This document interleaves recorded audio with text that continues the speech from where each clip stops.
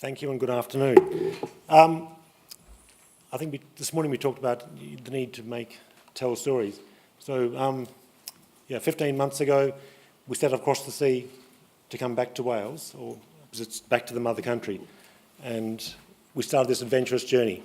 There were 3 of us who came, and we're now more than 20, and we have a very exciting, dynamic team of skilled people from across the industry, and we've managed to find them from all across the industry, from the tidal sector, from marine operations sector, and I've got to say, we started, when we came, we were just walking along, and now we are running, and we are running with a good team.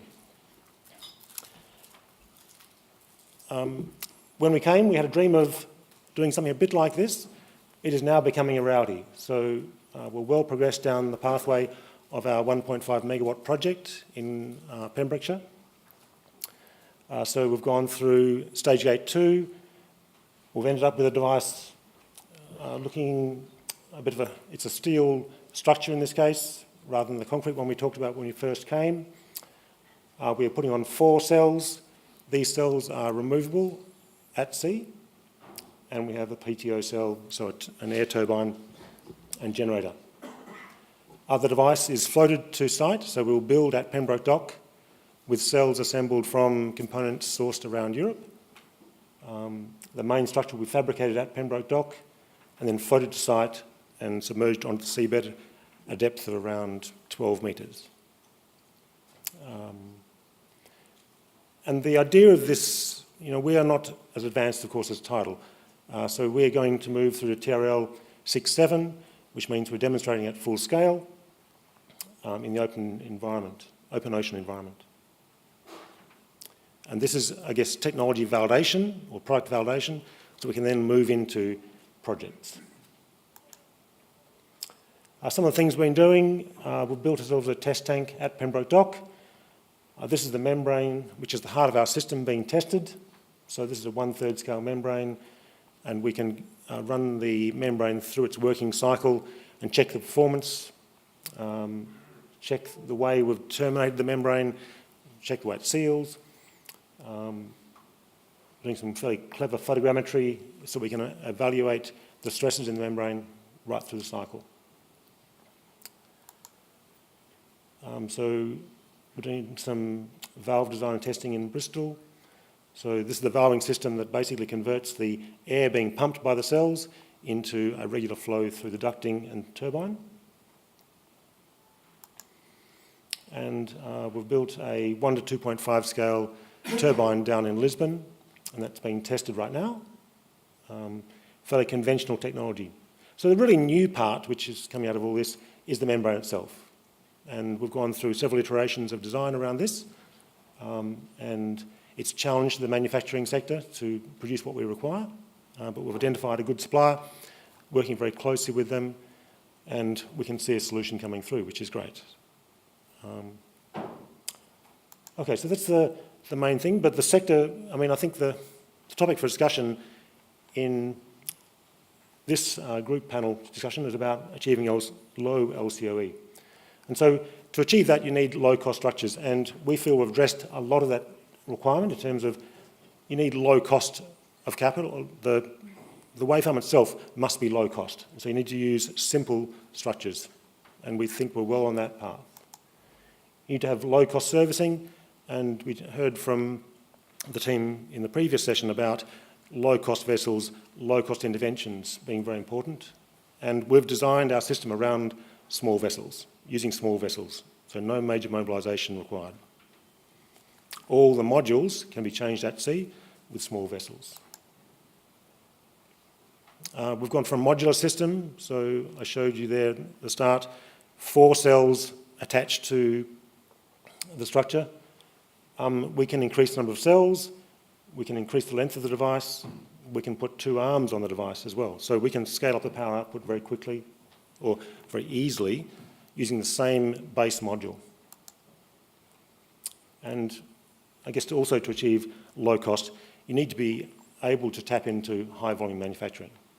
And that's certainly the way we've gone in terms of the modular cell that we look to manufacture in a centralised location and export. In terms of getting low cost, you need a large market as well. And so we're looking at regions around the world. We've recently looked at Japan as a new entry point for us, looking at islands, European opportunities, Australia. We're just saying we will address the nearshore market with a fixed to the seabed device. We'll also go floating. And we're looking at both, I'd say, bottom fixed and floating, and then looking at other solutions as well, using the same module. So taking our pumping module, using it other ways. Okay, so I think that's probably enough of the story.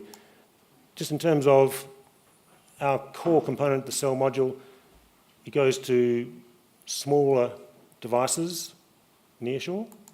You can go to larger devices near shore. We're then looking ahead to fixing it to floating structures, and then later we'll look at integration. So this is our approach to how we get down the cost curve.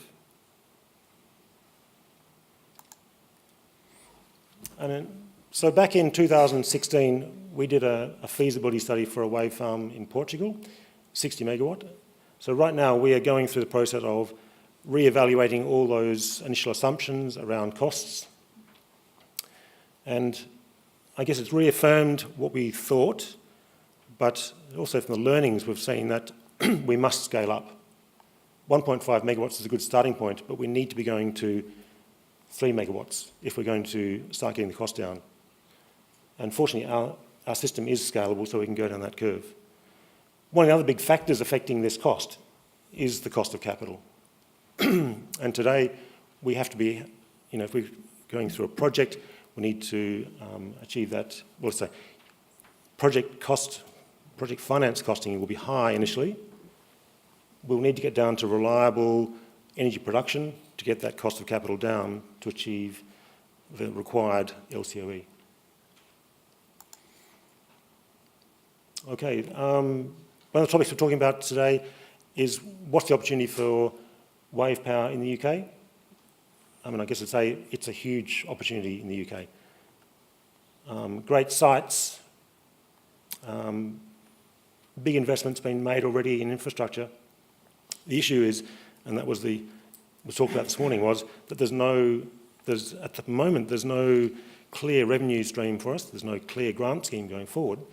And so it's difficult for us to plan a project here in the UK. We can export technology from here, and that's certainly our intention. Keep building our team at Pembroke Dock, and then export technology from there.